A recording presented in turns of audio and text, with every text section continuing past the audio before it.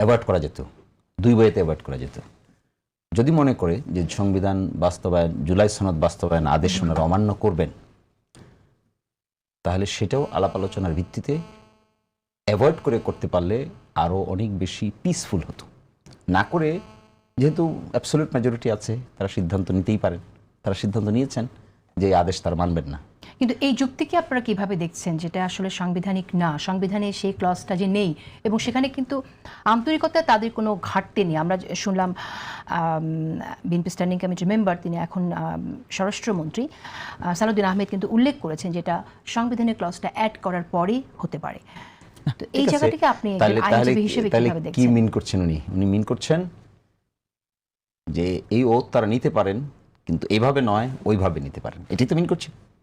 যদি আপনার কথার বাস্তবতা মিল হয়ে থাকে ওইভাবে নিতে পারেন। একটা জুলাই সনদ বাস্তবায়ন আদেশ জারি হয়েছে, কোন রাজনৈতিক দল, কোন মন্ত্রী, কোন বিরোধী দলের নেতা বলতে পারবে এটা বেআইন, মানব না বলতে পারবে না? আমরা জুলাই সনদকে আর গণভোটের অধ্যাদেশকে এক করে না ফেলি। আমাকে উত্তরটা দিতে দেন। এটা তো আদেশ, জুলাই সনদ বাস্তবায়ন আদেশ 2025, এটা সনদ না। কাকে আদেশ দিচ্ছে? তো আইন, বাংলাদেশের গেজেট। কাকে আদেশ? এই যে জুলাই সনদ বাস্তবায়ন আদেশ প্রেসিডেন্ট জারি করলো, কাকে করলো? কাকে আদেশ দিল? আইন তো সবার জন্য। আদেশ তো, এটা তো আইন আদেশ। আদেশটা কাকে দিল? আমি আপনাকে উত্তর দিচ্ছি, মানে এই সমস্ত প্রশ্নের উত্তর তো মিনিংলেস। আচ্ছা ঠিক আছে, একটা জুলাই সনদ বাস্তবায়ন আদেশ জারি করেছে প্রেসিডেন্ট, এটা কাকে মানে? টু এভরিওয়ান, সকলের জন্য। সবাইকে মানতে বাধ্য। অফকোর্স। এখন আপনি যে বললেন এটা বেআইনি, আপনি বলছেন কি এই আইনটাই বেআইনি, সুতরাং এটা আমি মানবো না। একটা আইনকে বেআইনি বলতে পারে শুধুমাত্র কোর্ট। এমন যদি হতো যে তারা এটা না মেনে হাইকোর্টে গেলেন, হাইকোর্টে আইনটাকে চ্যালেঞ্জ করলেন, চেঞ্জ করে বললেন যে আইনটা অসাংবিধানিক, হাইকোর্ট বলে দিল এটা অসাংবিধানিক, তাহলে কোন একটা দল, কোন একটা ব্যক্তি, কোন একটা গোষ্ঠী সে বলবে যে ঠিক আছে এটা হাইকোর্ট ঘোষণা করে দিয়েছে বেআইনি, আমরা এটা মানতে বাধ্য নই, বাস ফিনিশ। আইন একটা আছে এক্সিস্টিং, আপনি বলছেন এটা বেআইনি, আপনি কে তাহলে? না, এই রিস্কটা তাহলে নিয়ে সামনে এগোনো আপনাদের কোনো দলের জন্য এটা যথার্থ হবে কিনা, যে জিনিসটি আসলে কোর্টে চ্যালেঞ্জ হইতে পারে ইন ফিউচার। হয়তো বিএনপি করে নাই, কিন্তু ভবিষ্যতে কেউ যদি করে, এই 13 নভেম্বরে যে সাংবিধানিক আদেশটা রাষ্ট্রপতি জারি করেছেন সেটা তো চ্যালেঞ্জ করলে ঝুঁকি সেটা আছে। আমি আব্দুল তুষার, না আগে আমাকে বলতে দেন, এই প্রশ্নের জবাব যদি চান তাহলে আপনি আমার কাছ থেকে নিতে হবে। 5th অ্যামেন্ডমেন্ট করেছিলেন ওনারা পার্লামেন্টে, মেজর জিয়াউর রহমান, অসাংবিধানিক হয়ে যায় নাই? গেছে? আমি জানি না আপনারা জানেন কিনা এগুলো। 5th অ্যামেন্ডমেন্ট অসাংবিধানিক হয়েছে, 13th অ্যামেন্ডমেন্ট অসাংবিধানিক হয়েছে, 8th অ্যামেন্ডমেন্ট অসাংবিধানিক হয়েছে, 16th অ্যামেন্ডমেন্ট অসাংবিধানিক হয়েছে। তার মানে কি, যখন সংবিধানের ওই বিধান ছিল তখন আপনি মানবেন না? না, এইটা বিধান থাকা সত্ত্বেও আপনারা মানছেন না, এইটা কি আমরা বলছি যে এটা মেজরিটির জন্য করা ঠিক হয় নাই? আলাপ আলোচনা করে যদি সিদ্ধান্ত নিতেন যে ঠিক আছে এই আইনের কার্যকারিতাটা আমরা আপাতত বন্ধ রাখবো, তাহলে সকলের জন্য বন্ধ থাকবে। নির্বাচনের আগে যখন এটা অধ্যাদেশ জারি হলো তখন সেই আলোচনাটা আমাকে 10 সেকেন্ড বলতেন অ্যাজ এ আপনার প্লিডার, অ্যাজ এ অ্যাডভোকেট শিশির মনে একটা ভ্যানিটি দেখালো যে এই কথাগুলো ফালতু, তাই না? যা দেখা অপ্রাসঙ্গিক, এটা ভ্যানিটি দেখালো, এটা অহমিকা দেখালো, দেখাক। আমার কাছে আমার জনগণ যারা আইন বোঝে, আইন তাদের কাছে আমার প্রশ্ন যে পূর্ববর্তী কোনো আদেশ, পূর্ববর্তী ইভেন পার্লামেন্টারি কোনো নিয়ম পরবর্তী পার্লামেন্ট মানতে বাধ্য কি না, এইটা আমার প্রশ্ন। আপনি পূর্ববর্তী একটা আদেশ জারি করেছেন, কনস্টিটিউশনাল অর্ডার, এই অর্ডারটা ওই পরবর্তী পার্লামেন্ট মানতে বাধ্য কি না? ওর থেকেও যারা বড় বড় আইনজ্ঞ আছেন, আইন সংবিধান, তাদের কাছে আমার প্রশ্ন। আমি যারা শুনছেন, আপনি তো আগে, তুমি তো আগেই ভ্যানিটি দেখাইলে, আমি উত্তর দিব আপনাকে। প্রথমে একটা উত্তর দেওয়ার সুযোগ দিন, গরিমা দেখাইলে যে এখন তার উত্তর তো আমি আর নিব না, কারণ অহমিকা দেখাইছিল, একটা দেখাই ফেলাইছো। এখন তুমি যা বলবো সব অহমিকার শুনে বলবা। আমি জনগণের যারা কনস্টিটিউশনাল সংবিধান বিশেষজ্ঞ তাদের কাছে আমার প্রশ্ন যে আমার পার্লামেন্টারি সার্বভৌম হয় কি, মানতে বাধ্য কিনা? ঠিক আছে, আপনার মানতে আমার ভাবে মানলে মানলাম, কিন্তু আমি মানতে বাধ্য কিনা এবং আমি সার্বভৌম যেখানে বলছি সেখানে আপনি আগে একটা কনস্টিটিউশন অর্ডার দিয়ে দেবেন, এটা আমি মানবো না? পার্লামেন্টের এই সার্বভৌম ক্ষমতার কথা আমরা জানি, সেই জায়গা থেকে আব্দুল তুষার আমি আপনার মন্তব্য শুনতে চাই। এটা আসলে জটিলতাটা কেন সৃষ্টি হলো বলে আপনার মনে হয় এবং জট খুলবে কিভাবে? জটিলতাটা তৈরি করেছে ঐকমত্য কমিশন, যেটাকে আপনি ইউনুস রিয়াজ কমিশন বলতে পারেন। ইউনুস রিয়াজ কমিশন যেটি করেছে, নিবন্ধিত সব দলকে ডাকে নাই, ফলে এই কমিশনটি আসলে অর্ধেক কমিশন, পুরো কমিশন না। নিবন্ধিত রাজনৈতিক দল সবাইকে ডাকা উচিত ছিল, তারা ডাকেন নাই। তারা তাদের মনের ইচ্ছা মতো জুলাইয়ের পক্ষে জুলাইয়ের বিপক্ষে আগেই ভাগ করেছেন। কে জুলাইয়ের পক্ষে কে জুলাইয়ের বিপক্ষে, এটা তারা কিসের ভিত্তিতে ভাগ করেছিলেন এটার কোনো ডেফিনেশন দিয়েছেন? ওনারা দেন নাই। তারপর তারা যেটা করেছেন, সেখানে যাওয়ার পরে তারা বিভিন্ন প্রস্তাব দিয়েছেন এবং এইখানে যারা আছেন তারা অনেকে সেখানে উপস্থিত ছিলেন, হয়তো হেলাল ভাই ছিলেন না আমার ধারণা, কিন্তু শিশুমণিকে আমি দেখেছি। তখন মনিটর করেছেন, হ্যাঁ, শিশুমণিকে আমি দেখেছি observe এবং করেছেন। শিশুমণির আমার অত্যন্ত প্রিয় একজন মানুষ, অত যৌক্তিক কথা বলেন, যুক্তি তাকে শিখতে হয়েছে উকিল। তো সেইখানে শিশুমণি একদিন দাঁড়িয়ে বলেছিলেন যে এই সরকার অমুক অমুক কারণে কিন্তু আসলে অবৈধ, আমার মনে আছে। তিনি ব্যাখ্যা করেছিলেন কেন এই ইউনূস সরকার আসলে ঠিক বৈধতা নাই। তাহলে ওই যুক্তিগুলো তো ঠিক ছিল। তাহলে মোটামুটি সাংবিধানিকভাবে অবৈধ কিন্তু সুপ্রিম কোর্ট থেকে রেফারেন্স নিয়ে তৈরি হওয়া একটা সরকার। এবং আমার মনে আছে শিশুমণি সম্ভবত সেখানে বলেছিলেন যে রেফারেন্স যে দিয়েছে সেই বিচারকদের সিগনেচার কোথায়, এরকম একটা প্রশ্ন মনে আপনি করেছিলেন, বা ওই কাগজটা কোথায়? আমি অবৈধ বলি নাই, আমি বলছি যে 106 এর উপর বৈধতা না, 106 এর উপর জনগণের পাওয়ার। উনি বলেছে জনগণের পাওয়ার, কিন্তু জনগণের পাওয়ার কোথা থেকে আসছে? জনগণের পাওয়ার জনগণের একটা পক্ষ থেকে এসেছে, পুরো জনগণ তো ওখানে আসে নাই। যদি আসতোই তাহলে আবার গণভোট লাগে কেন? জনগণের পাওয়ার পেয়ে গেছে, সবকিছু করে ফেলতো না, সেটা আবার পারছে না করতে। তখন তারা কি করলেন? তারা একটা বাস্তবায়ন আদেশ দিয়েছেন। সেই বাস্তবায়ন আদেশ যে দিয়েছেন প্রেসিডেন্ট দিয়েছেন, কিন্তু ওই প্রেসিডেন্ট ওই আদেশের মধ্যে সংবিধানের নাম উল্লেখ করেছেন। এখানে আছে ওই আদেশটার মধ্যে, সেখানে আছে যে এই কোন নির্বাচন কমিশন করবে। তাহলে নির্বাচন কমিশন করবে যে নির্বাচন কমিশন সংবিধানের অধীনেই তৈরি হয়েছে। তাহলে উনি নিজেও ওই সংবিধানের অধীনে শপথ নিয়েছেন, যে সংবিধানটা আছে সেই সংবিধানের প্রেসিডেন্ট এইভাবে সংবিধান সংস্কারের আদেশ দিতে পারে না। উনি কোনো কিছু তৈরি করতে পারে না যেটা সংবিধান সংস্কারের লক্ষ্যে তৈরি হবে। এটা করতে গেলে তাকে একটা নির্বাচিত সংসদের মাধ্যমে অনুরোধ পেতে হবে। অনুরোধ যারা করেছেন তারা আবার ওই শিশুমণির ওই বক্তব্য অনুযায়ী যে 106 রেফারেন্সে তারা ক্ষমতা নিয়েছেন, কিন্তু আসলে এটা 106 রেফারেন্সে নেওয়া যায় না। কিন্তু নিয়েছেন তো তারা 106 রেফারেন্সে। তারা কেউ কিন্তু কাগজে কলমে কোথাও লেখেন না আমরা জনগণের রায় বা জনগণ থেকে নির্বাচিত, কোথাও কোনো কাগজে নাই। ঠিক? আচ্ছা, তাহলে দেখেন ওনারা শুরুতেই নিজেদের মধ্যে একটা গোজামিল তৈরি করে রেখেছিলেন, যেটা শিশুমণির ওই আলোচনার মধ্যে উল্লেখ করেছিলেন যে 106 এটা হয় না, বলতে হবে এটা জনগণের। তো জনগণ যদি ঠিকই করে থাকে, তো জনগণ তো ওনাদেরকে থাকতে দিয়েছিল মেয়াদ ছাড়া। তাহলে গণভোটের দরকার কেন হলো? শোনেন, না, গণভোট কেন দরকার হলো? কেন দরকার হলো? গণভোট কেন দরকার হলো এটা ওনারা ব্যাখ্যা করবেন। গণভোট কেন লিখেছে? আমার কাছে তো মনে হয় গণভোটের দরকার ছিল না। আমি সাধারণ বুদ্ধিতে যা বুঝি, কমন সেন্স। তাহলে ওনারা কি করলেন? ওনারা বলছেন যে 106 রেফারেন্সে এটা বৈধ ছিল না এই সরকার, কিন্তু সেই বৈধতা আবার সরকার দাবি করেছিল আমরা 106 বৈধ। তারপরে সেই বৈধ সরকার প্রেসিডেন্টকে বলেছেন এই আদেশ জারি করতে। এমন একটা গণপরিষদ সংস্কার পরিষদ আর কি, না গণপরিষদ না, সংবিধান সংস্কার পরিষদ নামে একটা পরিষদ তৈরি করার জন্য গণভোটের বিধান সহ একটা আদেশ জারি করেছেন, যেটা হচ্ছে সেই আদেশ যেটার কথা আপনি বলছেন। সনদের আদেশের পার্থক্য, সনদের আদেশ যে আলাদা জিনিস, এইটা এই আদেশটার মধ্যেই আছে। কারণ সনদের কিছু কিছু আইন কানুন যেগুলো গণভোটে যাবে সেগুলো আবার এটার সঙ্গে তফসিল 1 তফসিল 2 করে এটা যুক্ত করা হয়েছে। এখন দেখেন প্রেসিডেন্ট বলছেন যে সংবিধান সংস্কার করা হবে, তার মানে একটা সংবিধান আছে, তাহলে সেই সংবিধানের যেসব ধারা আছে সেগুলো প্রযোজ্য আছে। কিন্তু আদেশের মধ্যে আবার আছে এত এত এত এত ধারা আছে, 8, 9, 10, 11, 12, 15 অনুচ্ছেদ গণভোটের ইতিবাচক ফল সরকারি গেজেটে প্রকাশের তারিখে কার্যকর হইবে। উক্তরূপ গেজেট প্রকাশের তারিখে ইহার 1, 2, 3, 4, 5, 6, 7, 13 ও 16 অনুচ্ছেদ কার্যকর হইবে। প্রেসিডেন্ট শুধু বলেই দিচ্ছেন না, কবে কবে কার্যকর হবে এটা ডেট পর্যন্ত বলে দিচ্ছেন। তারপরে আবার এটাও বলেছেন যেহেতু সরকার গণ অভ্যুত্থানের মাধ্যমে প্রকাশিত জনগণের সার্বভৌম ক্ষমতা অভিপ্রায়ের ভিত্তিতে, এইটা হচ্ছে ওই যে শিশির মনির সাহেবের ওই যুক্তি, এই যে জনগণের সার্বভৌম অভিপ্রায় ভোট ছাড়া কেমনে করে হয়? এই সরকার তো বলে নাই তারা বিপ্লবী সরকার, এই সরকার তো বলে নাই যে আমরা এই সংবিধানকে তুলে দিয়েছি।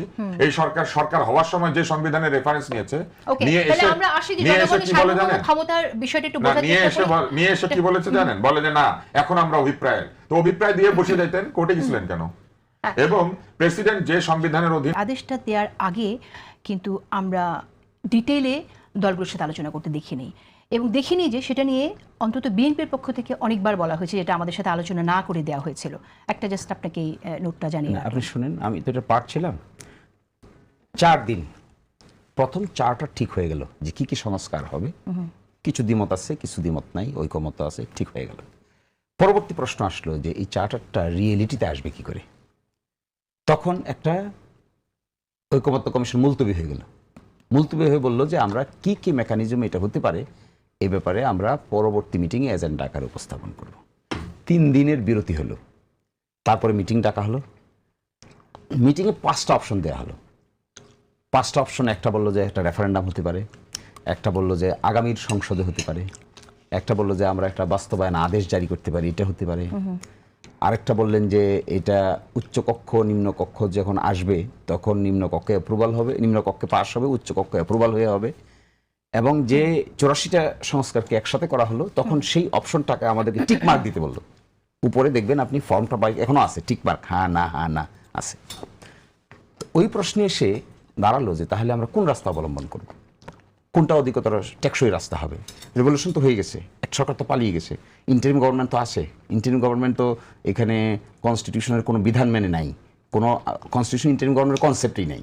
ইন্টারিম গভর্নমেন্টের কনসেপ্ট না থেকে ছিল কি কেয়ারটেকার গভর্নমেন্টের কনসেপ্ট ছিল, ওইটাও তো আমরা বাদ করে দিছি। কিন্তু আবার একটা সরকার ইফেক্টিভ দেশ চালাচ্ছে, 8 তারিখে গঠন হয়ে গেছে। প্রধান উপদেষ্টার শপথও কিন্তু ছিল না সংবিধানে, আপনারা ভালো করে খুঁজে দেখবেন। প্রধান উপদেষ্টার শপথ বলতে কোনো শপথ সংবিধানের পিছনে ছিল না, কিন্তু ধরে নেওয়া হয়েছে, ধরে নিয়েই শপথটা নেওয়া হয়েছে। এজিউম করে এই যে সরকারটা ফাংশন করছে তার 3টা ম্যান্ডেটের কথা বলা হলো। এটা হলো তারা সংস্কার করবে, বিচার করবে আর নির্বাচন করবে। আমরা একটু সংক্ষেপ করতে চাই, কয়েকটা এটা বিষয় সংক্ষেপে আনসার নাই তো এখানে। আমরা পিছনে আমি এখন এসে একদমই সংক্ষেপে জানতে চেয়েছিলাম যে মানে যদি এখন এসে যে জায়গাটা আমরা সংবিধানের আলোচনা- বিষয়টা মাথায় রাখি তাহলে আমরা প্রপারলি সেই প্রসেসটা কেন যে follow যে ইস্যুটা আমরা এখন করার আলোচনা ব্যাপারটা- করছি, এখন যে কথাটা বলছেন, এই দেশে কি 2-3 বার মার্শাল ল জারি হয় নাই? এই না, দেশে এখন তো মার্শাল martial law এক্সপেরিয়েন্স জারি- দেখিনি আমরা। এখন মার্শাল ল জারির দেখে সাথে এসে তো এটা তুলনা আমাকে এখন উত্তর হয় না। দিতে দিচ্ছেন না তো। শেষ করে এখন এসে যে প্রবলেমটা দাঁড়িয়েছে, আমরা বেমালুম এই এক্সারসাইজটাকে ভুলে গেছি। ভুলে গিয়ে মনে হচ্ছে যে আমরা অল ওভার এগেইন আবার নতুন করে স্টার্ট করব। এই যে এক্সারসাইজটা এখানে হয়েছে, এই এক্সারসাইজটা মেনে অগ্রসর হলে কি অসুবিধা হতো? এই যে বছর ভবিষ্যতে যদি কেউ চ্যালেঞ্জ করতো, তো ভবিষ্যতে তো আপনি সবই চ্যালেঞ্জ হবে না? না আপনার সেই ফাঁক রাখলে তো চ্যালেঞ্জ করবে। কোথায় চ্যালেঞ্জ? এটা কি চ্যালেঞ্জ হবে এখানে? এই জন্য তো সংবিধান সংস্কার সভা, উত্তর দাও আমার মনে হয় আজিল বাড়ি হেলাল সংবিধান আপনার কাছে সংস্কার শুনতে সভা চাই। আলোচনাটা শেষ করে বেসিক দিতে চাই স্ট্রাকচার। এই টপিকে আমরা একটু শুনেন আমার অন্যান্য- কথাটা, শুনে নিন। এই 47টার মধ্যে basic structure change of the constitution আছে। তখন প্রশ্ন আসলো যে অতীতের যে সমস্ত সাংবিধানিক অ্যামেন্ডমেন্টগুলো বাতিল ঘোষণা হয়েছে, এগুলো সব বেসিক স্ট্রাকচার ডক্ট্রিনের সঙ্গে কন্ট্রাডিক্টরি। তাই বললো যে তাইলে আমরা সংবিধান সংস্কার সভায় সেগুলোকে আলোচনা করবো, যেন বেসিক স্ট্রাকচার ডক্ট্রিনটা ভালো। না, কিন্তু কথা হচ্ছে যে সেই সংবিধান সংস্কার সভায় বলি আমরা যাই বলি না কেন, আলোচনার তো স্কোপ বন্ধ হয়ে যাচ্ছে না। আর সংবিধানের সংস্কার তো আসলে সভা না করেও পসিবল। বেসিক অ্যামেন্ডমেন্ট তো সংবিধানের Possible মধ্যে না, তাহলে আপনাকে এর আগেও হয়েছে তো। তাইলে আপনাকে জুরিসপ্রুডেন্সটা জানতে হবে, সংবিধান সংস্কার সভা কাকে বলে না, আর সেটা নরমাল পার্লামেন্ট কাকে কিছু বলে। জানি, এই কিছু অংশটুকু জানি, তো আপনারা জানেন না। শিশির মণি- কিছু জানি। আচ্ছা, আজিল বাড়ি হেলাল আমি শেষ করতে অ্যাডভোকেট চাই। শিশির মনির একটা রাজনীতি করেছি, আমরা রাজপথে ছিলাম। আমার বক্তব্য আর মেডিটেশন করতে পারো আগে, ওর আগে মেডিটেশন করতে পারে না, উত্তেজিত হয়ে যাচ্ছে।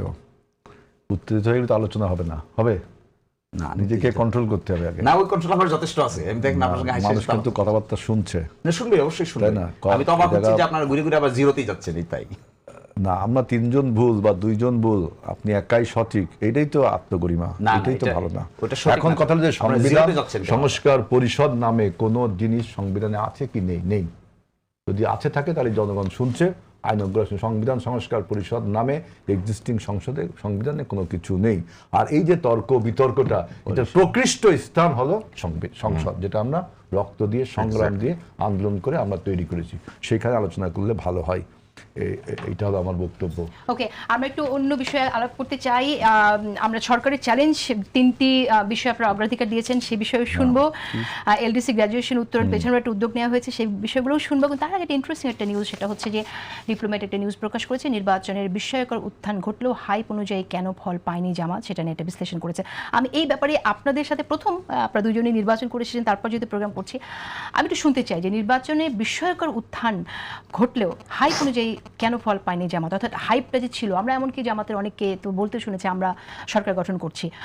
আপনার বিশ্লেষণ কি বলে? আমি একটু আজিজ বাড়ি হেলাল আপনার কাছে শুনতে চাই প্রথমে। দেখেন, সবচেয়ে বড় কথা হলো যে আমরা একটা ফ্রি, ফেয়ার এবং ক্রেডিবল ইলেকশন করতে পেরেছি, অ্যাকসেপ্টেবল টু অল। যে ডক্টর ইউনূস বলেছে ঐতিহাসিক নির্বাচন, আমরা সেই নির্বাচনটা করতে পেরেছি। এটা আমাদের একটা জাতি হিসাবে একটা গর্ব যে আমরা একটা বহু রক্তের বিনিময়ে একটা ভালো নির্বাচন করতে পেরেছি, সুষ্ঠু নির্বাচন করতে পেরেছি। ইভেন নির্বাচনের সময় যত ভায়োলেন্স হবে, নির্বাচন পরবর্তী ভায়োলেন্স, কত কিছু আপনার অনুমান করা হয়েছিল, সব কিছুকে আপনার দূরে ঠেলে রেখে আমরা একটা সুন্দর স্বচ্ছ প্রক্রিয়া নির্বাচন করেছি। এটা হলো প্রথম অর্জন। দ্বিতীয়, যে জামাতের যে ভাইবটা তুলছিল, এইটা মনে করেন প্রথম বক্তব্য হলো যে আপনার আপনার তাদের একটা অনলাইনে অর্থাৎ পিআর যে টিম ছিল তাদের, অনলাইনে তারা খুব অ্যাক্টিভ ছিল। অনলাইনে এমন, কারণ অনলাইনের এরিয়া এখন অনেক বড়, অ্যাকচুয়াল জগতে ভার্চুয়াল জগতের এরিয়া কিন্তু অনেক বড়। এই ভার্চুয়াল জগতে তারা একটা ভাইব তুলতে পেরেছে যে Jamaat is winning and going to the power, এরকম একটা ভাইব তারা তুলতে পেরেছে। তাদের ওই যে বট বাহিনী বলে, বা আমি বট বাহিনী বলছি না, যাই বলুন, তো খারাপ কোনো শব্দ না, তুলেছিল। কিন্তু জনগণ তো এই জিনিসটা বিশ্বাস করেনি, কারণ জনগণ তাদের এখন, আমি এই সংসদে না যেয়ে এখন শিশির মন্দিরের সাথে তর্ক করতে যাচ্ছি না, জনগণ বিশ্বাস কোনো কারণ নেই, কারণ 86-এও জনগণ তাদের বিশ্বাস করেনি, আর 71-এর কথা নাই বললাম। যতই ভাইব তোলেন আপনি, আপনাদের বিশ্বাসযোগ্যতা, আমি একটা কিন্তু আমি তো মনে করি যে আসলে জামাত ইসলাম যথেষ্টই ভালো করেছে। আমি তো বলছি যে তারা অবশ্যই ভালো করেছে। এইখানে মনে করেন যে আওয়ামী লীগের একটা ভোট ব্যাংক আছে না, ওদের তো সবাই পালায় যায়নি, এই ভোটের থেকে সবাই ভাগ নিয়েছে।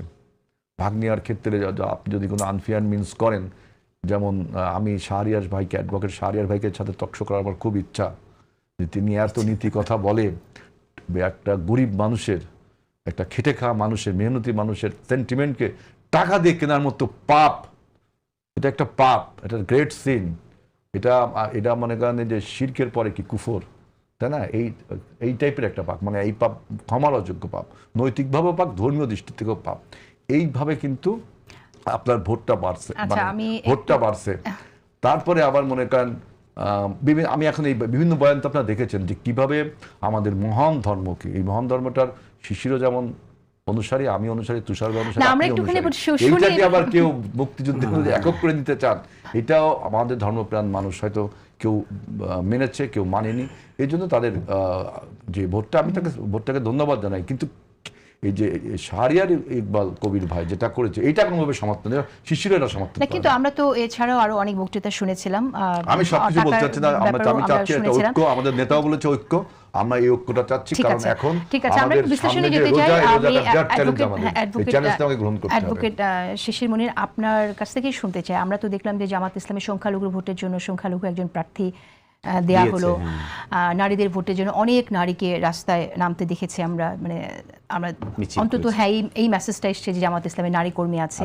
মুক্তিযুদ্ধের সময়ে জামাতের যে ভূমিকা ছিল, সেই অপবাদ, সেই কালিমা ঢেকে দেওয়ার জন্য আমরা দেখলাম কর্নেল অলি আহমেদ এবং মেজর আখতারুজ্জামানের মতো মুক্তিযোদ্ধাদের নেওয়া হয়েছে, কিন্তু বিশ্লেষণ বা অনেকেই বলছে যে এগুলো কোনোটাই কাজে দেয়নি। কেন দেয়নি বলে আপনার মনে হয়? দেখুন,